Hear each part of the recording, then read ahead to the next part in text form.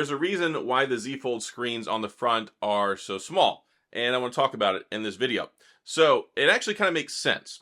And I've learned this more and more as I've used some other foldables, most notably the Pixel Fold, which has an amazing front screen experience. A lot of people don't like the front screen on the Samsung Galaxy Z Fold. Not on the first one, the second one, third one, fourth one, fifth one.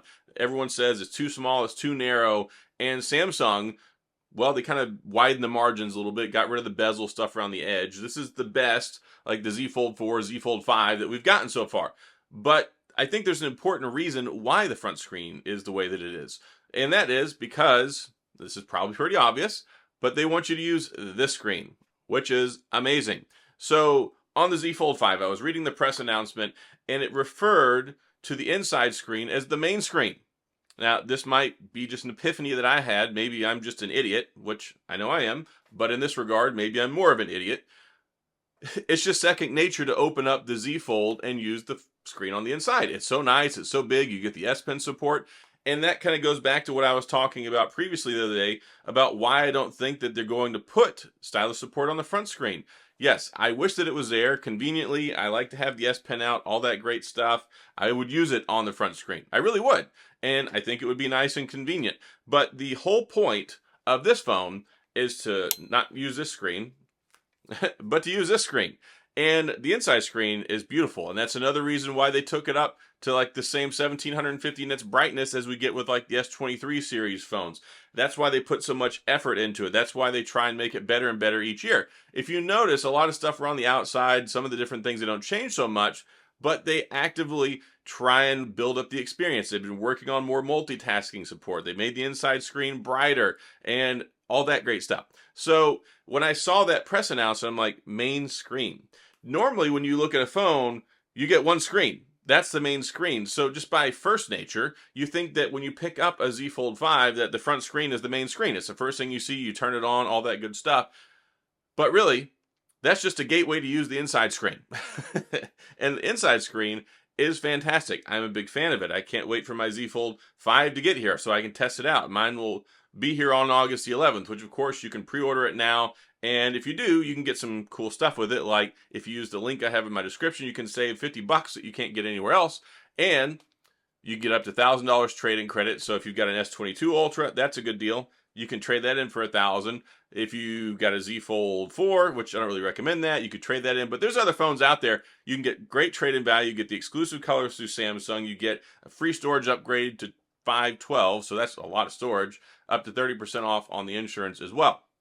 So just letting y'all know all that. But yeah, I was all that stuff, reading the press announcement. I'm like, you know what? It makes sense. And it's very compelling. There's so many folks complain about the front screen, but most people like the inside screen. And that's where the experience is at. That's where the draw, that's where the allure is at. Of course, it's a foldable phone. Of course, I'm going to want to use it. Well, it wasn't really cemented in my head until I started using the Pixel Fold. And I can go days. I can go days without opening up this screen and using the one on the inside. Why? Because the front screen experience is so good. So whatever honestly, with the Pixel Fold, I think the front screen is the primary screen and the interior screen is secondary. I think it's more casual. I don't even think about it that much. I just really enjoy and love the front screen. And I kind of want to blame Google for that because the front screen is so good and so compelling. I'm like, just cut the sucker in half and give me the same front screen, and I've used it all day long. Sell it for $500-600. But with the Samsung phone, you can do whatever you want on here, but then it compels you to open it up. Whenever it comes to the Samsung Galaxy Z Fold 4, or it'll be the same with the 5, there's not many times where I've got this phone out in my hand that I'm not opening it up. It's very compelling. It's like second nature. And it's so weird to me when I use the Pixel Fold where I pick it up and I don't ever even think to open it.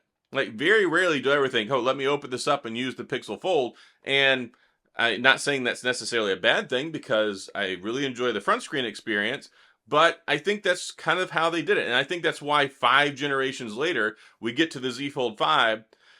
There's not really much fundamental change there. I mean, of course, if they added the S Pen support, what would you do? You would use it on the front, even though it wouldn't be as good as the experience on the inside. But that's another thing they did. Of course, when they came around to like the Z Fold screen on the inside, they've got the ultra thin glass. They came up with the special stylus with the retractable pencil tip on it, so that way you don't damage it.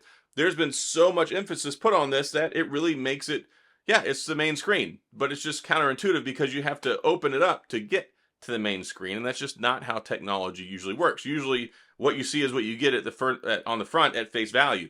So I just kind of wanted to talk about that. And one reason why I don't think they're really going to make that many big changes with the front screen. Maybe they might make it a little bit wider, and I'd be for that, but not substantially wider, because then it's like, okay, well, then you're just going to use it like a normal phone all the time, and you kind of have to find this balance. You have to find a harmonious balance. I think that the Pixel Fold is imbalanced in reverse. The point of foldable phones is you want to use the interior screen. So when you make the front screen so nice and so big and so enjoyable, it makes you less compelled to open it up on the inside because you just do everything right there. And then you start using the Z Fold 4, use the Z Fold 5, and you're like, okay, yeah, I can kind of do this. And I can do most things on here, and I can type, and I can glide type, and I can look at my tweets real quick, and, you know, kind of a narrow screen. But then you're like, bam, all right, here's where we get to business. And one other thing I really like is very easy to hold one-handed. Like, the dimensions on it are just right. Now, yes, I know some people will tell you, yes, you can turn the Pixel Fold up like this. You can do it. I do have arguments about that, though, because your finger falls like right where the power button is on the bottom if you try and cradle it. But either way, yeah, you can turn it right side up, but that requires extra work, extra motion, things like that. This is just so natively and organic. You open it up, and but out right there, and you don't even need a big hand to hold it open. I don't have very big hands, especially for someone who's 6 foot tall. I ain't got the largest hands in the world, so it's very, very easy for me to hold this. And then the nice thing is, ta-da! It's so easy to use the S Pen. Like, the ergonomics on this, once it's open, are fantastic, and that's one of the reasons why I fall back on it and I use it day after day after day. Even though I have my Pixel Fold, I'm still using my Z Fold 4 every single night to make my thumbnails. And then I'm like, oh, let me put this down and use my Pixel Fold that I've spent all this money on. So I don't really have a whole lot of complaints about it. Like, I never really had too many complaints about the front screen, and I don't know. I mean, I wish it were a little bit wider. I'm glad it's wider than the Z Fold 2 and the Z Fold 3 and the Z Fold 1. Definitely they've made some progress there, but I don't think we're going to see any substantially huge changes here, and principally so, I believe that's why. All the emphasis on this phone is around this. This is just a gateway to the main screen, the big show, the big foldable display, which is fantastic, and of course is just getting better and better and better. So that's pretty much it. I'm going to wrap this one up. I just wanted to talk about that because I was sitting there thinking, and it just dawned on me, and I've talked about this in previous videos, that, yeah, the front screen's not the main screen. It's the secondary screen, which is weird. And you don't really think that with, like, let's say the Z Flip. You don't think that with the Motorola Razr. Everybody knows when you open it up, it's the main screen. But the thing is that the front of the Z Fold is fully functional. Like, you can do everything, even if it's to your detriment, because it's a small screen. So I think that's why people try and force themselves to keep using the front screen all the time, because you can do everything there. But you can't do it as well. It's not as enjoyable. It doesn't have that big spread out landscape. And then you open it and you're like, this is where the action is at. So really it's just those two things. Press release, finding out that Samsung actually refers to it as the main screen, and then the time that I've spent with this guy, and I never want to open it. They just made it too good. You don't want to open it. This one, it's designed to be open. So, and really they all should be. Like, any foldable phone should be designed to be open. So anyway, that's what I want to talk about in this video. That's pretty much all I got. So if you have any questions or comments, of course, please go to the comment section. I'll do my best to get back with you. Remember, pre-order season is upon us. We have a week basically left that you can pre-order the Z Fold 5. That means last chance.